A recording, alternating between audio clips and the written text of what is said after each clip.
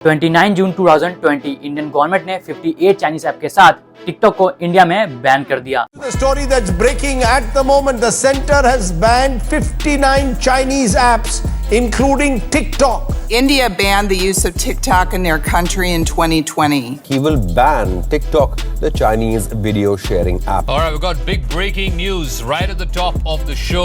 India has cracked down on more than 50 Chinese apps in the country. And the reason behind it, data security and privacy concern. और इसके अलावा कई और देश जैसे Afghanistan, Taiwan, Nepal, New Zealand, France सभी ने टिकटॉक को अपने देश में बैन कर दिया है। एंड सभी का सेम ही रीजन था, TikTok is a threat to national security and 21st century में अगर आपको किसी कंट्री पे अपना डोमिनेंस बना के रखना है तो आपके पास सिर्फ एक चीज होना चाहिए और वो है डेटा। 11 मार्च को एयरटेल ने और 12 मार्च को जियो ने ये अनाउंस किया कि इलॉन मस्क की satellite based internet company Starlink finally in दोनों के साथ डील करके इंडिया में एंट्री लेने वाली है। और इस बार चाइना नहीं बल्कि इलॉन की स्टारलिंक नेशनल सिक्योरिटी के लिए थ्रेट बन सकती है। So the question is how Starlink dangerous for Indian security and why Indian government allowed to enter Starlink in India. So don't forget to watch this case study till the end. दोस्तों, Starlink एक satellite based internet company है जो broadband, tower और optical fibre line के बिना दुनिया के किसी भी कोने में इंटरनेट प्रोवाइड कर सकता है। स्टारलिंक के कमर्शियल सैटेलाइट लियो यानी कि लो अर्थ ऑर्बिट में ये 500 से 1200 किलोमीटर के बीच स्थित होते हैं और ये इतने फास्ट होते हैं कि 90 से 120 मिनट के बीच पृथ्वी का चक्कर लगा के दुनिया के सभी हिस्सों को इंटरनेट प्रोवाइड कर सकते हैं। और स्टारलिंक के 7000 सैटेलाइट ऑर्बिट में है और अप्रोक्स इलॉन मस्क उसको फ्यूचर में 42,000 करने वाले हैं। स्टारलिंक से नेट चलाने के लिए आपको दो चीजें चाहिए। फर्स्ट इज अ रिसीवर जो आपके सैटेलाइट को कनेक्ट करेगा and second is a router जो आपको डिवाइस को इंटरनेट प्रोवाइड करेगा। 26 नवंबर 2021 डिपार्टमेंट ऑफ टेलीकम्युनिकेशन ने स्टारलिंक को फटकार लगाई बिकॉज विदाउट गवर्नमेंट अप्रूवल वो इंडिया में आने की कोशिश कर रहा था।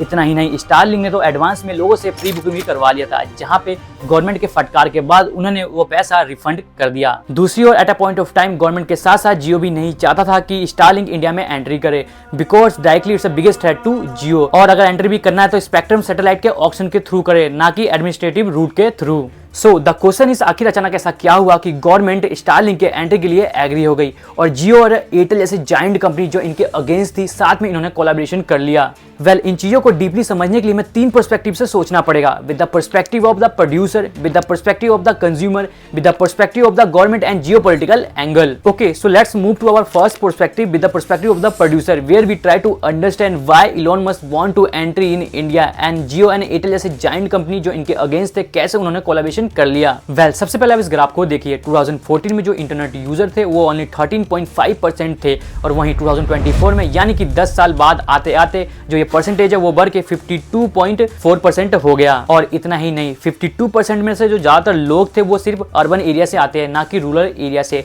तो अभी रूरल एरिया को टैप करना भी बाकी था। Well, a part of that according to reports 954 million people are using internet in India. So आप सोच सकते हो जो इंटरनेट मार्केट है इंडिया वो कितनी बड़ी है। According to Deloitte's, Indian satellite broadband sector can grow at 36% annual growth rate and become a $1.9 billion market by 2030। More than 100 country में स्टारलिंक अपनी पकड़ बना चुका है एंड इलॉन की स्टारलिंक फाइनली 2021 से इंडिया में आने की कोशिश कर रही है बिकॉज कंज्यूमर पर्सपेक्टिव से इंडिया सबसे बड़ी मार्केट है। Well, in other hand if you can't beat them join them वाली स्ट्रेटजी जियो एंड एयरटेल ने लगाई है। फिलहाल में ही जियो ने $19 बिलियन 5G स्पेक्ट्रम पे स्पेंड किया था। सो अगर इलॉन उनके कॉम्पिटिटर होते तो लॉस होने के काफी ज्यादा चांस था। वहीं जियो एंड एयरटेल को विदाउट कैपिटल एक्सपेंडिचर एक न्यू प्रोडक्ट लाइन मिल जाएगा एंड अपोजिट साइड स्टारलिंक को लो कॉस्ट इंडिया में एंट्री एंड लार्जेस्ट मार्केट का एक्सेस विदाउट एनी कंपटीशन। दोस्तों, सबसे पहले आप इस ग्राफ को देखिए। इंडियन टेलीकॉम इंडस्ट्री में 40% जो मार्केट शेयर है वो जियो के पास है और 33.5% शेयर है जो कि एयरटेल के पास है। दोनों मिलकर ऑलमोस्ट 70% मार्केट शेयर कवर करते हैं, जहां पे इलॉन मस्क ने इनके साथ कोलैबोरेशन करके ऑलमोस्ट 70% मार्केट शेयर है वो कैप्चर कर लिया। वरना इनके साथ इनको कॉम्पीट करना पड़ता, बट नाउ दोनों के लिए एक विन विन सिचुएशन है। इन अदर हैंड एक नेगेटिव इंपैक्ट भी है इनके आने से एंड कोलैबोरेशन से जो इंडिया में लोकल सर्विस प्रोवाइडर है इंटरनेट के उनको काफी ज्यादा नुकसान हो सकता है। Okay, so let's move to the second perspective with the perspective of the consumer. According to Economic Times, अगर जियो एंड एयरटेल के थ्रू स्टारलिंक इंडिया में एंट्री करता है तो कंज्यूमर पर्सपेक्टिव से ये काफी ज्यादा अच्छा होने वाला है बिकॉज जो इनकी प्राइसिंग होगी वो काफी ज्यादा चीपर होगी अगर हम कंपेयर करें स्टारलिंक डायरेक्टली एंट्री करता है इंडिया में तो। वेल, आप इंडिया में जियो फाइबर और एयरटेल एक्सट्रीम का मंथली प्लान देखो। जियो fibre 399 30 Mbps, 699 100 Mbps, 999 150 Mbps, 1499 300 Mbps, 2499 499 500 Mbps, 3999 1 Gbps। वहीं एयरटेल एक्सट्रीम का जो प्लान है 499 40 Mbps, 799 100 Mbps, 999 200 Mbps, 1499 300 Mbps and 3999 1 Gbps। वहीं अगर हम स्टारलिंक की प्राइसिंग की बात करें तो अकॉर्डिंग टू रिपोर्ट्स इंडिया में वो 3 प्लान ऑफर कर सकता है। First for a residential use यानी कि घर पे नॉर्मल डिवाइस यूज करने के लिए,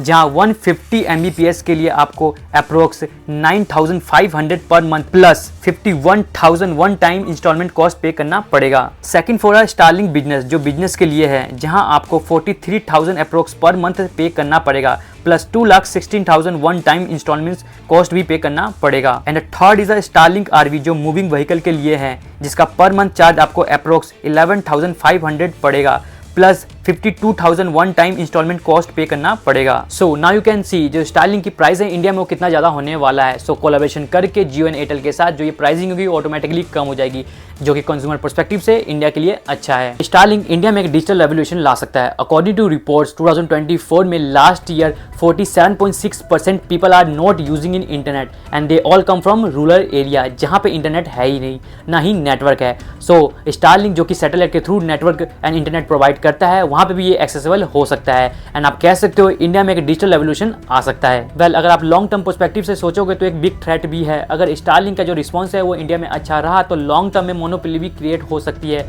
जहाँ पे वो अपने प्राइस को इंक्रीज और डिक्रीज अपने अकॉर्डिंग कर सकते हैं, which is not good for any sector and it's lead to consumer suffering. Okay, so at last we try to understand with the perspective of government and geopolitical angle. Starlink को India में entry नहीं मिल रहा था और इसका सबसे बड़ा reason था national data security, because 21st century में data is a new oil, जहाँ पे प्राइवेट कंपनी आपके डेटा को बेच के खूब सारा पैसा कमा सकती है। According to Economic Times Starlink की जो सबसे बड़ी प्रॉब्लम है वो है data satellite to satellite transfer कर देता है, जहाँ Indian government want data satellite से इंडिया में स्टोर हो, देन अल्टरनेशन के साथ नेक्स्ट सैटेलाइट पे ट्रांसफर हो, ताकि जो data Indian and Indian security के पर्पस से जरूरी है वो कहीं और ट्रांसफर ना हो। एज यू नो फिलहाल ही पीएम मोदी यूएस विजिट पे गए थे, जहाँ पे वो अमेरिकन प्रेसिडेंट डोनाल्ड ट्रंप से तो मिले ही और इलॉन मस्क से भी साथ में मिले थे, जहाँ पे ये कंफर्म बताया जा रहा है कि वहाँ पे उन्होंने स्टारलिंक से रिलेटेड भी बात की थी। उसके बाद ही जो न्यूज़ है स्टारलिंक को अचानक से बाहर आने लगी। Well a part of that Starlink को लेके इंडियन गवर्नमेंट के काफी सारे कंसर्न है। Let's try to be understand with the example. Ukraine and Russia war में रशिया ने यूक्रेन के कुछ पार्ट के इंटरनेट एक्सेस को तहस महस कर दिया था, जहाँ इलॉन ने स्टारलिंक का एक्सेस दिया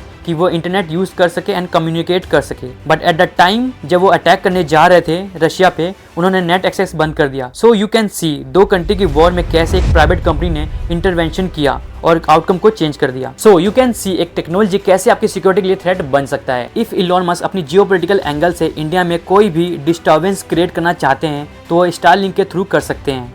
एंड सपोज इन इमरजेंसी अगर स्टारलिंक ने इंडिया में इंटरनेट शटडाउन कर दिया without any permission of government, so ये कितने थ्रेट बन सकता है। एंड जो स्टारलिंक के डिवाइस है ऑलरेडी मणिपुर और अंडमान निकोबार द्वीप में देखे जा चुके हैं। So that's why Indian government want जो डेटा हो वो लोकल ऑथराइज हो और पावर कंट्रोल सेंटर वो इंडिया में हो और इंडियन गवर्नमेंट के पास हो। Okay, so that's all for today video. This kind of case study take lots of effort to make it, so please hit the subscribe button and thanks for watching.